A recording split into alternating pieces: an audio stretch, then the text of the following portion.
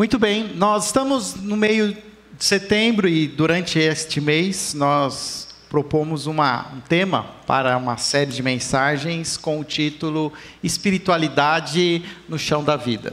Espiritualidade no chão da vida porque nós queremos, de alguma maneira, experimentar essa espiritualidade, essa fé em Cristo Jesus nas nossas realidades diárias. Muitas vezes eu percebo que existe um desafio de sermos discípulos de Jesus diante dos nossos contextos, diante da nossa realidade. Como nós estamos à véspera do retiro de casais, e eu quero hoje trazer um tema falando sobre espiritualidade e casamento. Você que não está casado, não quero que você desligue o seu coração. Você que não está, de alguma maneira, hoje, numa aliança de casamento, não entenda que esta mensagem não é para você. Na verdade, eu entendo que a mensagem, ela alcança todas as pessoas. O que eu quero aqui é, de alguma maneira, falar um pouco mais dessa dinâmica do casamento, que alguns de nós já viveram e hoje não vivem por causa de N fatores, seja a própria morte da pessoa que amamos, ou através de um divórcio não planejado, ou até algumas pessoas hoje também não viveram ainda esse casamento. E por não viver esse casamento, também faz sentido entender que antes de qualquer coisa, nós precisamos ter uma estabilidade espiritual a ponto de que nós nos tornemos, então, sãos e prontos para esse desafio. Nesse sentido, eu quero falar um pouco sobre o casamento, sobre a realidade do casamento. E uma das coisas que eu tenho, às vezes, visitado algumas igrejas e tenho tido a oportunidade de falar sobre casamento, e eu sempre falo sobre uma coisa que a gente imagina que é verdade e não é. Ou seja, existe um mito e existe uma crença. Não está mudando aqui, o que eu tenho que fazer?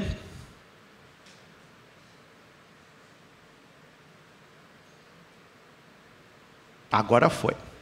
O primeiro mito é algo que a gente ouve muito, principalmente baseado nos contos de fadas, que viveram felizes para sempre. Meu amigo, se você não é feliz sozinho, não é no casamento que você vai ser feliz. Imagina que você está comprando uma briga. Imagina que você é um pecador, uma pessoa difícil de se lidar, porque a gente fala muito dos outros, mas quem aqui é fácil? Imagina duas pessoas difíceis, duas pessoas que foram marcadas pelo pecado, que existem falhas, que não conseguem ser perfeitas. Imagine essas duas pessoas repartindo a sua intimidade. Tem tudo para dar errado. Então essa coisa que a gente aprende às vezes através dos contos de fadas, ela é, na verdade, um mito. Não existe. Viver felizes para sempre não é algo que nós vamos conseguir alcançar. E outra coisa também que tem a ver com uma crença, que nós achamos que sempre acontece, que é a ideia de que porque nós somos crentes, somos discípulos de Jesus, então a nossa família vai dar certo. Isso também não é uma realidade. Nós não podemos apostar, fazer um bet que vai dar certo, e que isso as realidades da nossa vida são muito dinâmicas. Muitas coisas acontecem. As crises, elas podem ser ter N fatores e coisas que fogem do nosso controle. Então, imaginar que nada vai acontecer é simplesmente uma ingenuidade da nossa parte. Eu achei uma vez uma imagem, e pena que eu não consigo essa imagem com uma alta definição. Se um dia alguém conseguir essa imagem, eu gostaria de tê-la, porque eu acho que ela retrata bem um casamento, como o casamento ele acontece. Na verdade, com essa imagem eu quero dizer para vocês que não existe casamento perfeito, mas existem casamentos que funcionam. De novo, não existem casamentos perfeitos, mas existem casamentos que funcionam. E eu gosto dessa imagem porque são duas pessoas já de certa idade. e que eles insistem ainda em fazer as coisas juntos. E ao mesmo tempo, mesmo que as coisas não funcionam como eles gostariam que funcionasse, eles dão um jeito, eles se articulam. E eles conseguem fazer com que o casamento funcione. De certa maneira, isso tem muito a ver com espiritualidade. Como é que nós podemos entender? Por que hoje nós estamos falando aqui sobre casamento? Por que a gente promove um retiro de casais e nós sonhamos em ter esse tempo com vocês semana que vem? Porque nós sabemos que vai ser um desafio permanecer casado. Tudo vai, de alguma maneira, conspirar contra a nossa união. Paulo mesmo, e eu até pensei em usar esse texto, mas eu deixei ele para uma próxima oportunidade. Mas 1 Coríntios, capítulo 17, se eu não me engano, Paulo é categórico em dizer assim: se você é solteiro, não pense em se casar. Se você está sozinho, fique como está. Mas se você não aguenta ficar sozinho, se você precisa ter alguém para beijar, para abraçar, então casa. Casa. Mas eu vou dizer, você vai ter muitas lutas. Muitas serão as lutas. Paulo não foi nem um pouquinho romântico. Porque casamento, na verdade, ele vai ter uma essência romântica, mas não é o romantismo que sustenta um casamento. O que sustenta hoje um casamento, e nós que cremos numa espiritualidade cristã, nós cremos num casamento que precisa ser construído a três. Precisa existir um voto, uma aliança, não entre um homem e uma mulher, mas entre um homem e uma mulher e um Deus. Um Deus que para nós tem um nome, um Deus que é pessoal, um Deus que viveu neste mesmo chão que nós vivemos e que sente as nossas dores, que entendeu a nossa angústia e que tem um caminho para os nossos casamentos. Abra sua Bíblia em Mateus, capítulo 7, nós vamos ler do verso 24 ao verso 27.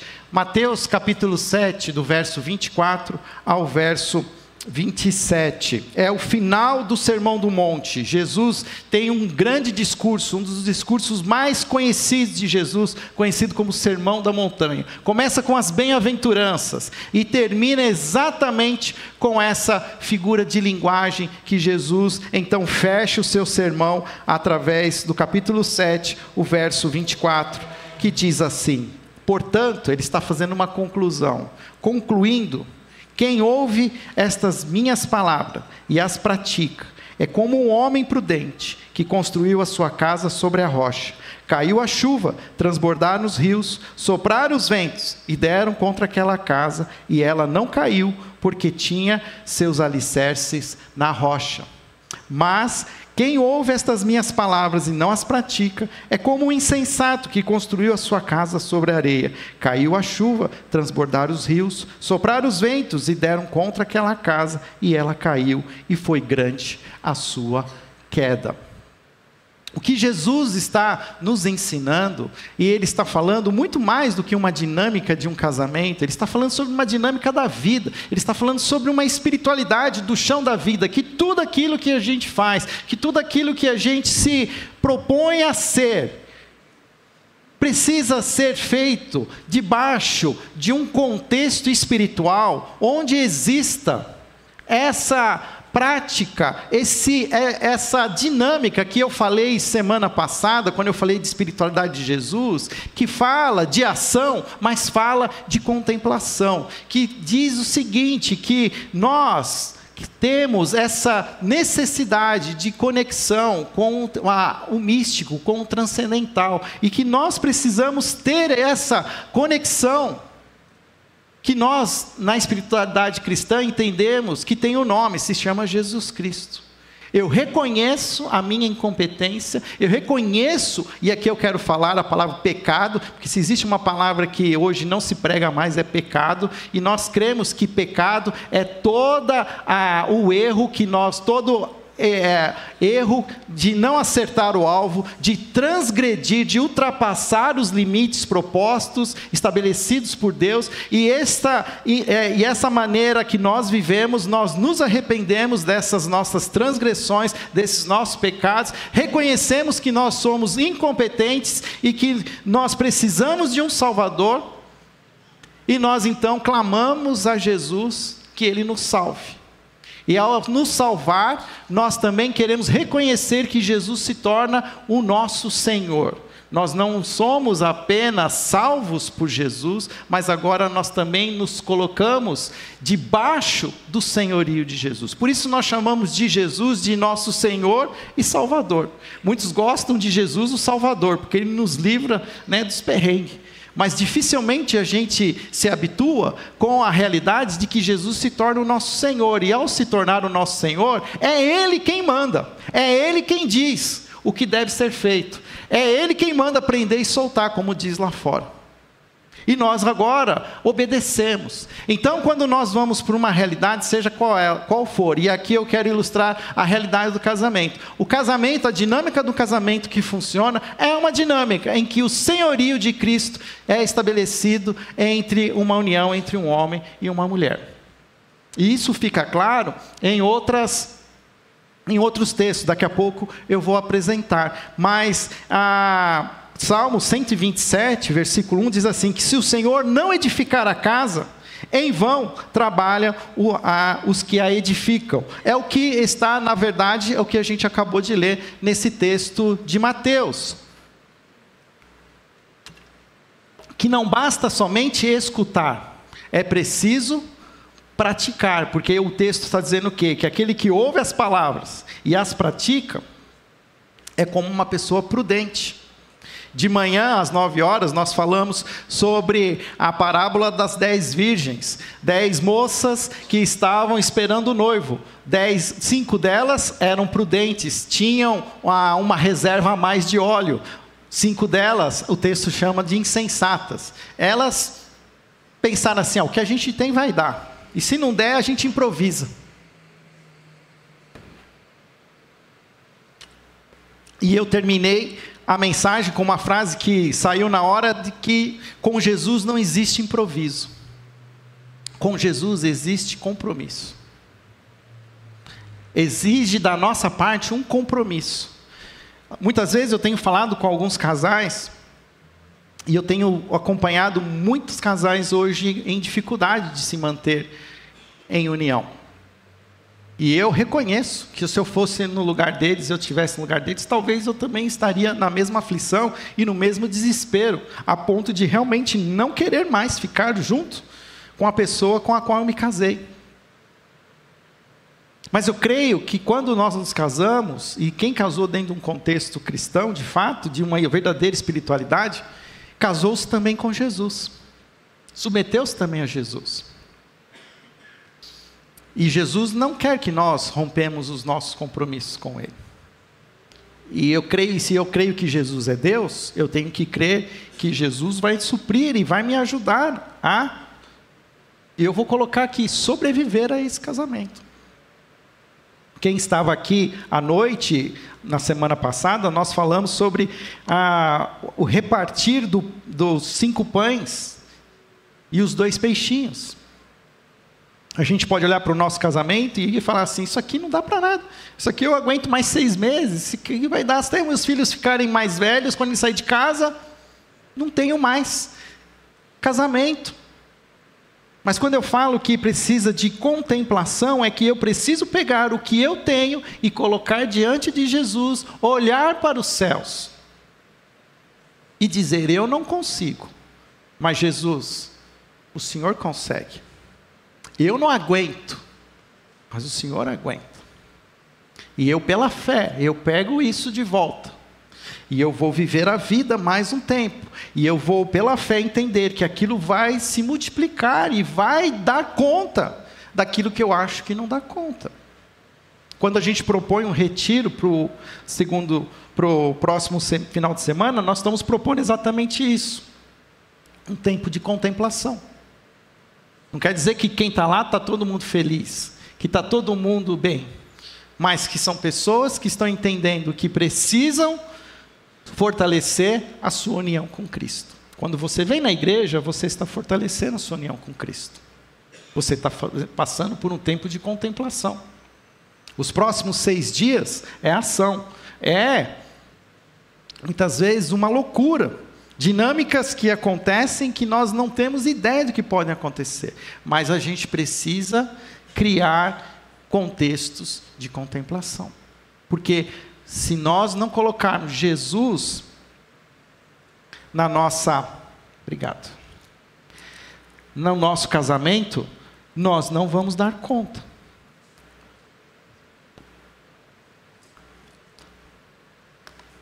Algumas coisas que eu quero que nós possamos entender. Como é que nós podemos fazer o nosso casamento dar certo? Ou qualquer área da nossa vida, das nossas relações familiares.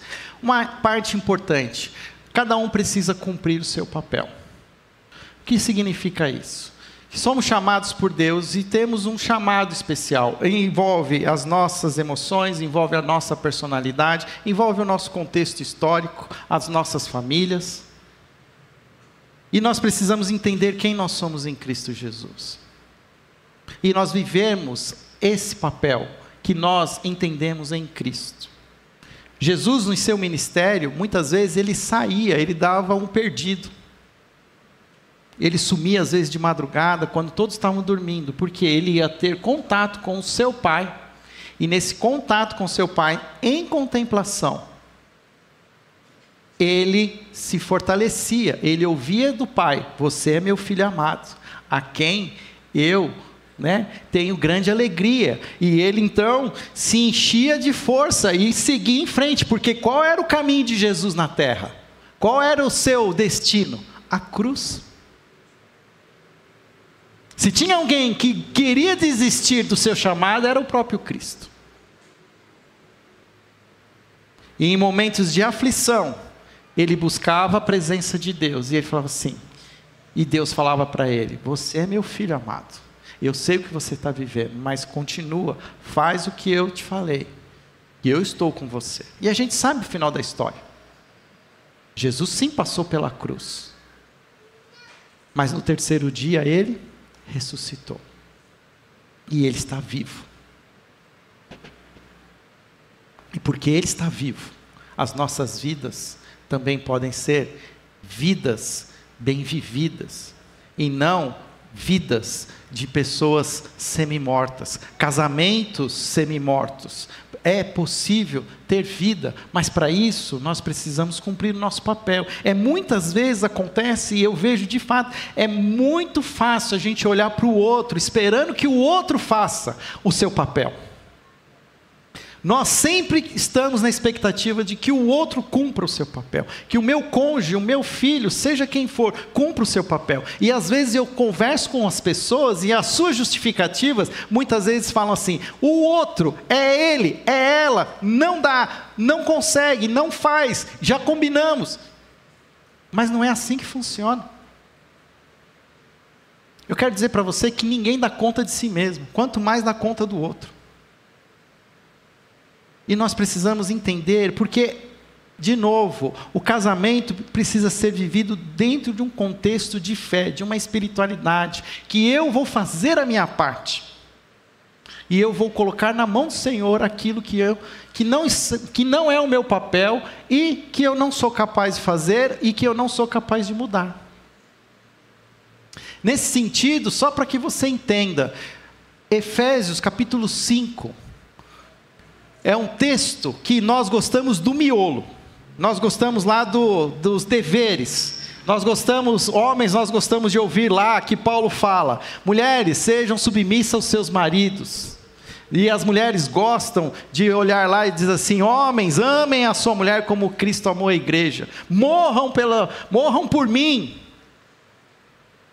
A gente gosta dessa parte, mas a gente não vê a introdução e a conclusão. A introdução diz o quê? Sujeite-se um ao outro por temor a Cristo. Não vai haver sujeição, submissão, se o homem e a mulher primeiro não se submetam a Cristo, não se rendam a Cristo. E a pergunta que eu faço quando eu pergunto para você, você está cumprindo o seu papel? O primeiro papel que a gente tem que cumprir, nós estamos nos submetendo a Cristo como discípulos dele? Nós estamos nos colocando diante do Senhor? Antes de você cumprir o seu papel como marido, como esposa, como filho, tio, nora, que seja o seu papel, você cumpre o seu papel de se submeter a Cristo, de temê-lo no sentido não de ter medo, mas de reverenciá-lo, de obedecê-lo, de pensar pelo menos 2 vezes antes de fazer qualquer coisa, porque você entende que Cristo está com você e Ele está ao seu lado, não para ficar te controlando, mas porque Ele te quer bem, e Ele quer que você seja bem-sucedido. E a conclusão que Paulo chega, ele diz lá: portanto, cada um de vocês também ame a sua mulher como a si mesmo. E ao mesmo tempo ele fala: e a mulher trate o marido com todo respeito. Palavras que são essenciais, principalmente quando a gente fala de casamento, amor e respeito. Livros já foram escritos com esse título: Amor e Respeito.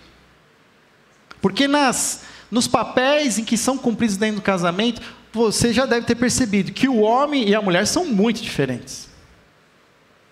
Homens e mulheres têm personalidades, têm dinâmicas diferentes, têm gostos diferentes, têm sensibilidades diferentes. E que o homem tem uma carência. Ele não consegue amar como Cristo amou a igreja. Por isso que é o grande desafio. O homem hoje, ele precisa entender, e ele ainda não compreende o amor sacrificial de Cristo. E ele não consegue reproduzir esse amor sacrificial na sua casa. Porque ele chega em casa, ele é o rei. Ele é o dono do sofá. Ele possui o domínio do controle remoto. E não é assim. Quem ama, liberta. Quem ama, entrega. Quem ama, paga a conta. Quem ama, morre para que o outro viva. Isso para o homem é o maior dos desafios.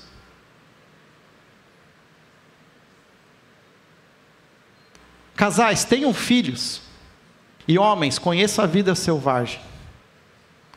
Porque você começa a ser o terceiro, quarto, depende de quantos filhos. Né? Agora o Peri, que veio aqui, apresentou a menina. Ele já é o terceiro lá na lista. Né? Primeiro o Antônio, o pequeno Antônio, depois a Alice, e depois, se sobrar tempo, o Peri. Não é? E a mulher?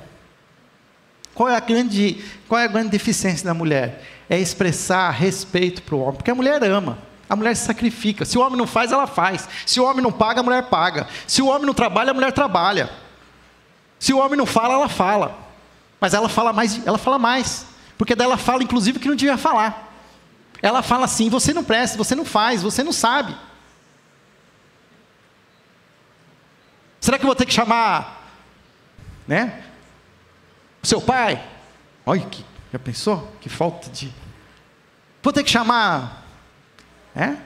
E é difícil para a mulher, é difícil. Por isso essa dinâmica, ela não acontece se ela não acontecer debaixo de um senhorio de Jesus.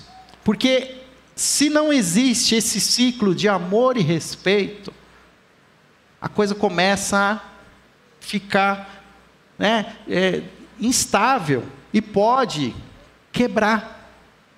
Como é que você estabiliza? Cada um cumprindo o seu papel. Então, eu sou o homem, eu preciso amar a Daniela. E eu vou amar ela. Em todas as situações.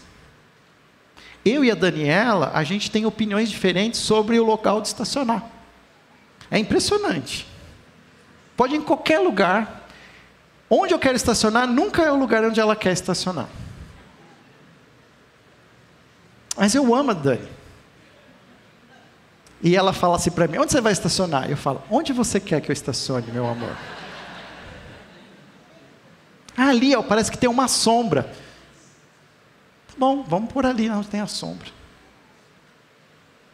Pronto. Amar é fazer o que o outro quer que seja feito, não o que você quer. Ao mesmo tempo, eu pensei bem, eu falei assim, o verão está chegando, acho que eu vou voltar para a natação. Só que eu tive que fazer tudo de novo, a matrícula, aí você viu que essa semana choveu, né? E aí na sexta-feira, 13 graus, e era bem o dia que a prefeitura marcou para fazer o teste da natação. Eu falei, obrigado, Senhor, o Senhor está me ajudando. Mas eu fui lá, 13 graus, entrei na água, a água até que estava quentinha.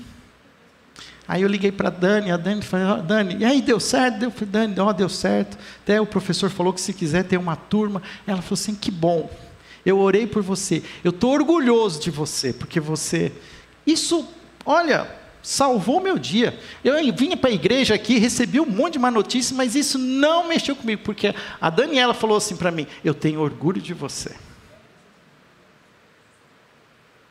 Porque é isso que a gente precisa. Palavras de afirmação.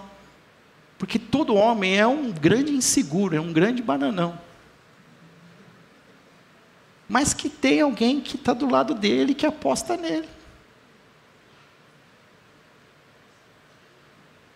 Cada um cumprindo o seu papel.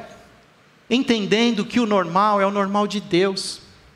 O que eu quero dizer com isso é que existem hoje muitas coisas que são comuns. E é umas realidades que são comuns, que não necessariamente é o normal. Mas que nós não podemos, muitas vezes, nos acomodar ao normal, ao comum. A gente vê muitas vezes com os nossos filhos isso acontece. Fala assim, não sei o que, vai fazer de tal jeito. Pai, mas na casa do fulano é assim. Todo mundo faz assim. Você não é todo mundo, né? Não é assim que a gente fala para os nossos filhos.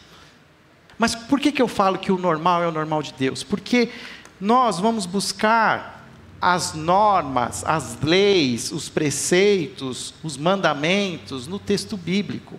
Normal tem a ver com norma, com aquilo que é proposto.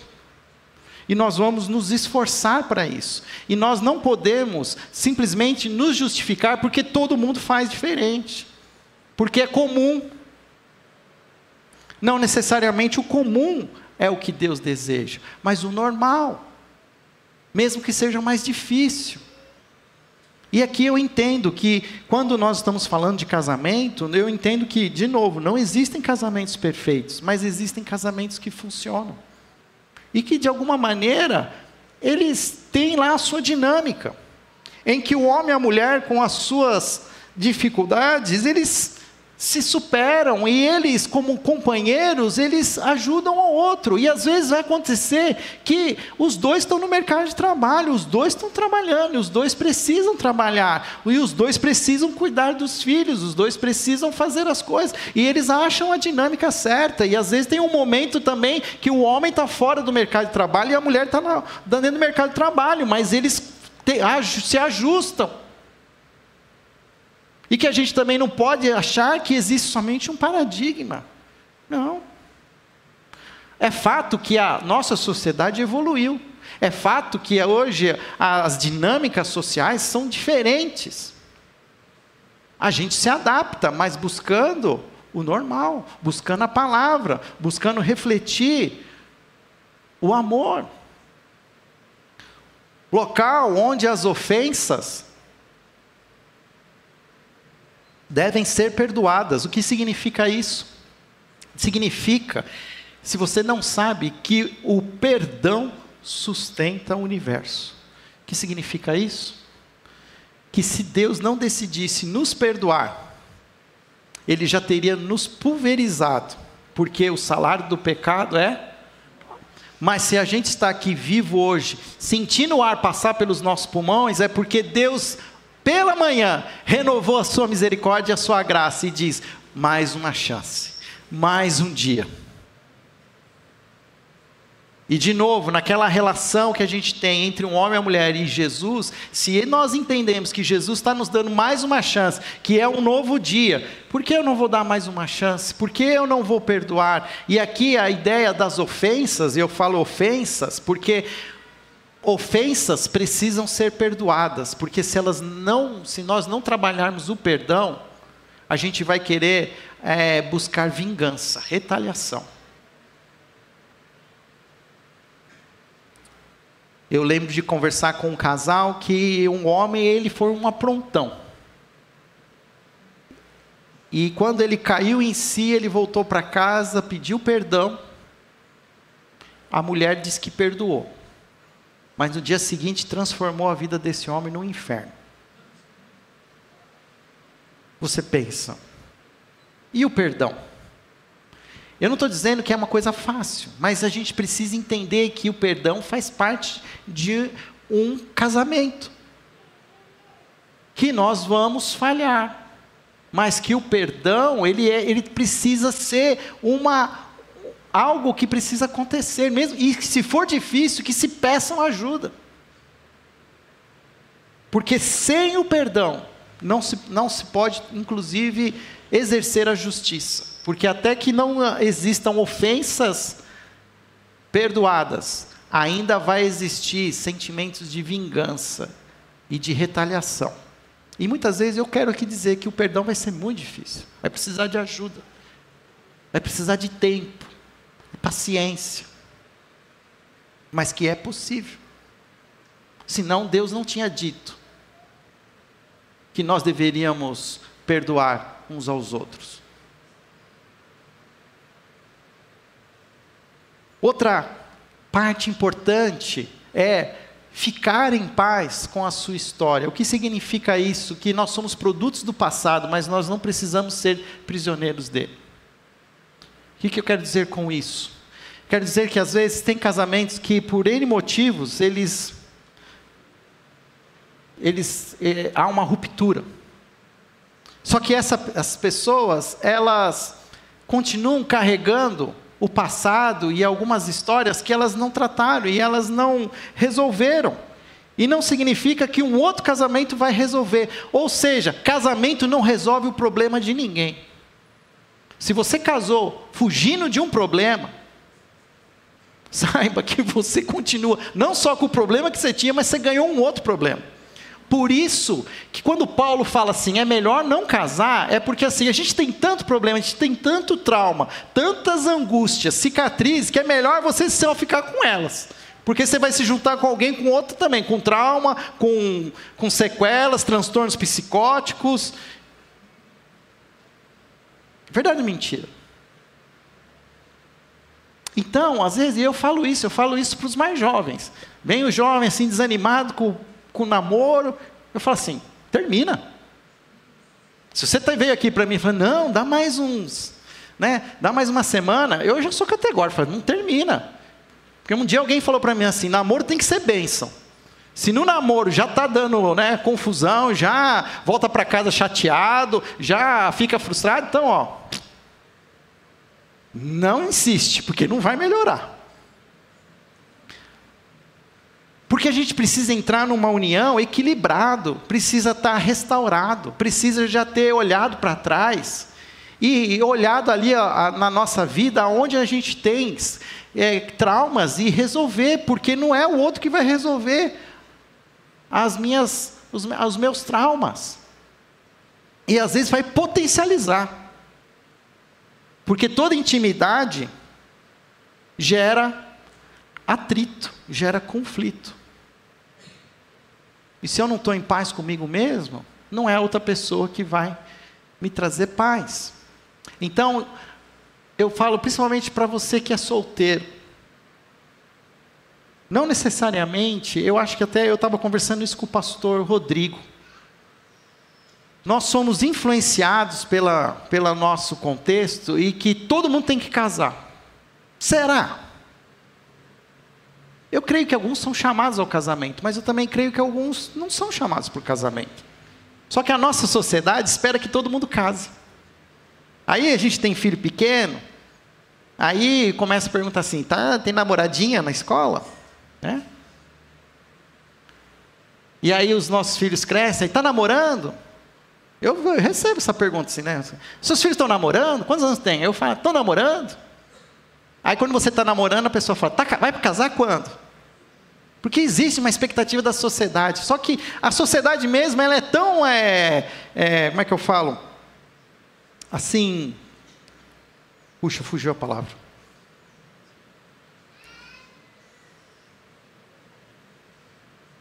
A mesma sociedade que insiste pelo casamento é a mesma sociedade que também diz, fala assim, não, então, se não está bom, então descasa. Hoje tem festa para descasamento. Viu que coisa. Eu estava trabalhando num ambiente corporativo e alguém da equipe ia se casar e o chefe falou assim, eu espero que o seu noivo seja um excelente ex-marido. Se eu fosse naquela época, eu ia dar um murro na cara desse cara. Ainda bem que não era comigo, né? Porque ele já entra num parâmetro que, olha, isso daí não vai rolar por um tempo, mas depois, quando não estiver bem, né, que dê tudo certo. E não é assim que as coisas funcionam. Por último, Jesus é a fonte de tudo. Quando a gente lê João capítulo 15, Jesus ele se identifica com uma videira. E ele diz, vocês são os ramos, eu sou a videira. Se vocês permanecerem em mim, vocês darão muitos frutos. Mas quem não permanecer em mim, porque eles falam, sem mim, vocês não podem fazer nada. Casamento sem Jesus não funciona. Fábio, mas tem gente aí que nem tem Jesus e está casado. Será? Será que estão casados de fato?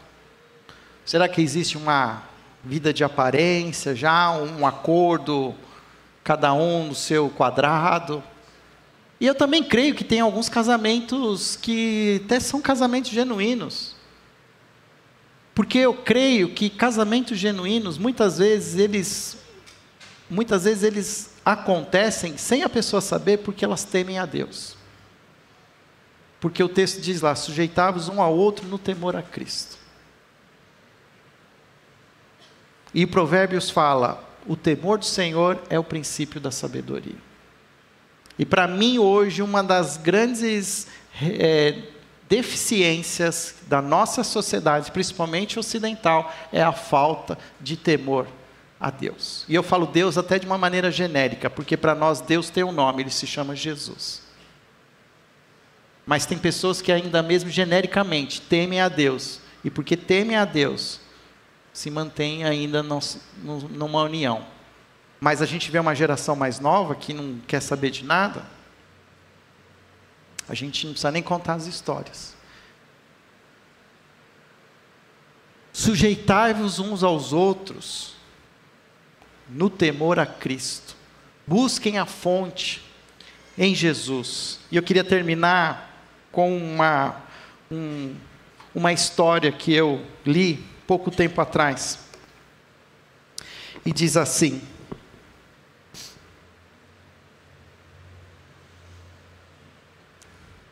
o casamento é a vocação mais desafiadora que existe. E o divórcio está aumentando em toda parte. Mas há uma cidadezinha na Europa em que há uma exceção. Uma notável exceção. E a estatística é perturbadora. Na cidade de Sirok Brieg, na Bósnia e Herzegovina, nenhum divórcio ou família separada jamais foi registrada entre os mais de 26 mil habitantes. Qual seria o seu segredo? A resposta é uma bela tradição matrimonial do povo croata em Sirok Brieg. Na verdade, a tradição croata de casamento está começando a chegar ao resto do mundo, especialmente entre os católicos devotos que perceberam a bênção que ela confere. O povo croata, que sofreu cruelmente por séculos, pois sua fé cristã sempre foi ameaçada, primeiro por turcos e depois por comunistas, eles aprenderam por experiência própria que a fonte da salvação chega através da cruz de Cristo. Ela não chega através de ajuda humanitária, dos tratados de paz ou dos planos de desarmamento, ainda que estas coisas possam trazer benefícios limitados. Essas pessoas possuem uma sabedoria que não permite que elas sejam ludibriadas nas questões de vida e morte. E é por isso que elas conectaram indissoluvelmente o casamento à cruz de Cristo. E elas fundamentam um casamento que gera a vida humana sobre a cruz que gera a vida divina. Quando os noivos vão à igreja para se casar, carregam um crucifixo com eles.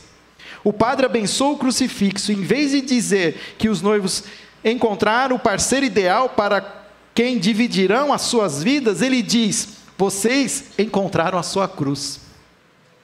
E é uma cruz para ser amada, para ser carregada com vocês. Uma cruz não é para ser descartada, mas para ser guardada no coração.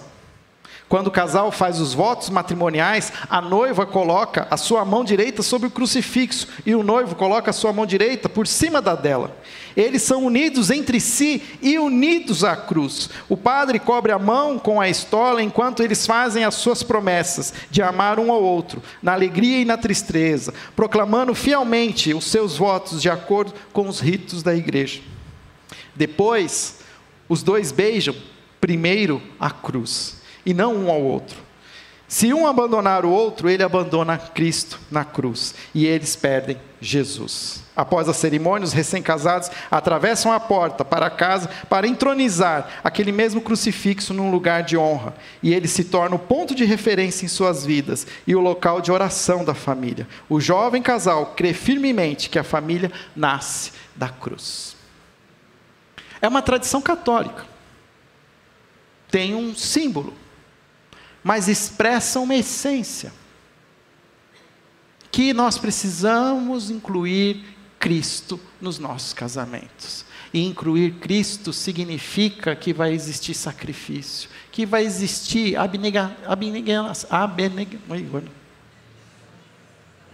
isso aí que vocês falaram.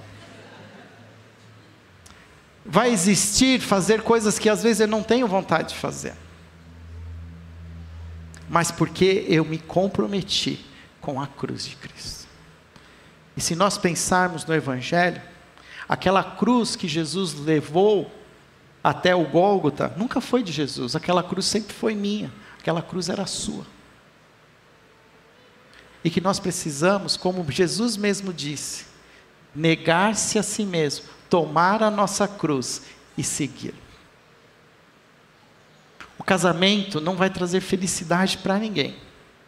O casamento pode ampliar o seu papel e o seu entendimento de quem é Deus e o que Ele deseja de você. E também eu não creio que existem pessoas incompletas porque não casaram.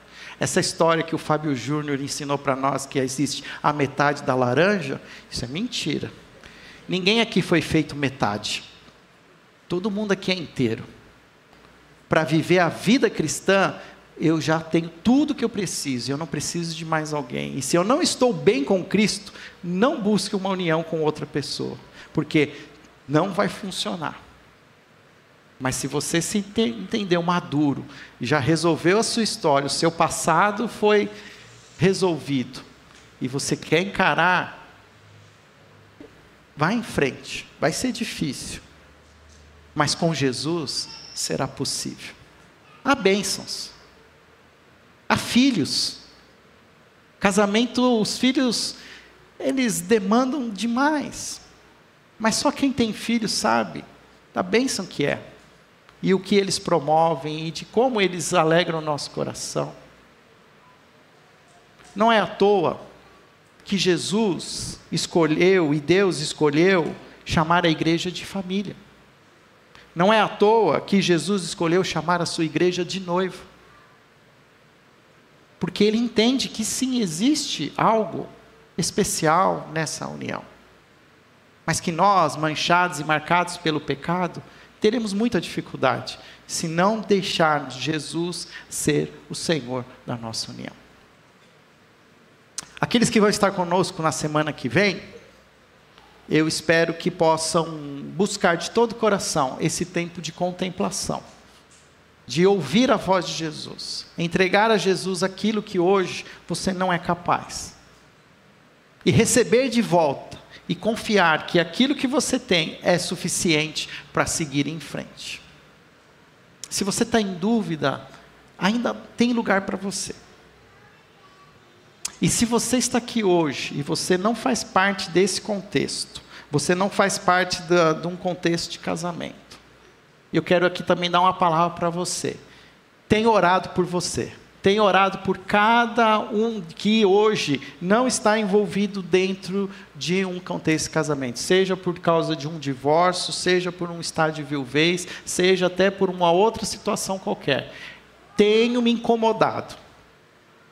E tenho buscado entender e, como igreja, eu quero me comprometer que vocês não vão ficar sozinhos. Que como igreja a gente tem pensado, e eu tenho orado por vocês, porque a gente precisa também pastorear todas as ovelhas, independente das suas realidades, porque todos são filhos amados de Deus, salvos em Cristo Jesus. Senhor, cuida de nós, cuida do nosso coração. Viver, Senhor, a espiritualidade cristã, dentro, inclusive, de um contexto de casamento, talvez seja um dos maiores desafios. Mas que, como o Senhor foi falado aqui, se nós praticarmos aquilo que nós estamos ouvindo, mesmo que passemos por lutas, ventos fortes, inundações, a Tua promessa diz que nós vamos continuar inteiros. E essa é a nossa esperança, essa é a nossa confiança. Senhor, a chuva vem sobre todos, as lutas vêm sobre todos, mas a gente sabe, ó Pai, que o Senhor também está com aqueles que Te buscam de todo o coração. Por isso, continua, Pai, com o Teu Espírito Santo, nos ajudando a discernir o nosso papel, em nome de Jesus, amém.